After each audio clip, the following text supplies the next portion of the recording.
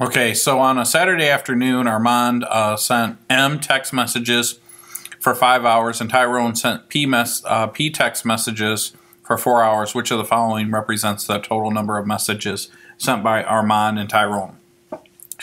Well, I would think that it's probably going to be 5M plus 4P, but now let me explain why.